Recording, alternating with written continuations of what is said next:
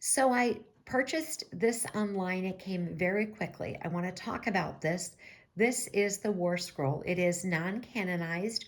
We know that portions of this were found in the caves.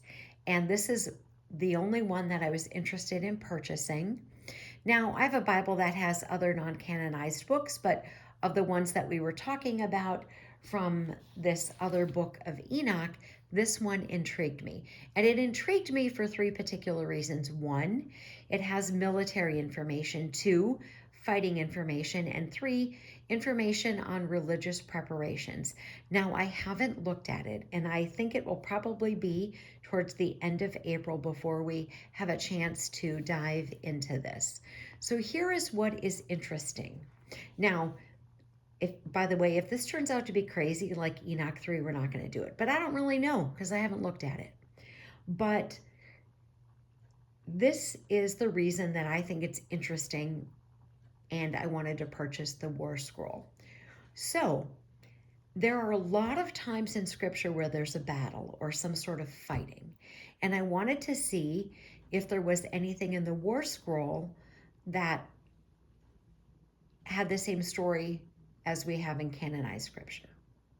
Also, because it deals with religious preparations, I wanted to see if there was anything in the War Scroll that would line up with something in canonized scripture. So, because of the fighting in the military and the religious preparations, that was the reason I wanted to purchase this. So, for example, just when I'm speaking about, fighting and battles, if you went to Exodus 17, and I'm just going to share a passage of 8 and 9. So it says this: Now Amalek came and fought with Israel in Rephidim, and Moses said to Joshua, Choose us some men to go out fight with Amalek. Tomorrow I will stand on the top of the hill with the rod of God in my hand. So there's a lot of battles in scripture, and I thought perhaps maybe there would be something that could talk about this story in Rephidim. I don't know. I haven't read it. So I also wanted to share something for you regarding religious preparations. So if you were so inclined, you could read Leviticus 23. I'm going to start in verse 9 of Leviticus 23 for us today.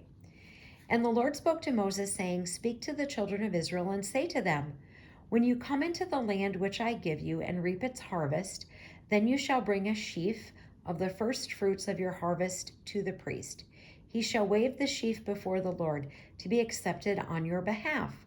On the day after the Sabbath, the priest shall wave it. And you shall offer on that day, when you wave the sheaf, a male lamb of the first year without blemish as burnt offering to the Lord.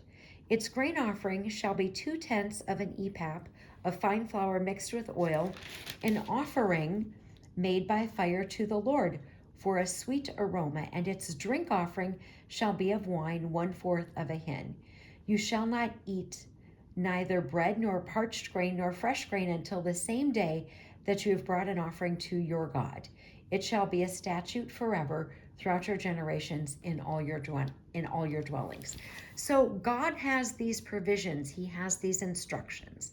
And if this book is going to talk about fighting and military things and religious preparations, then I wanted to get it. So probably about the end of April, I'm just guessing, will be when we start this.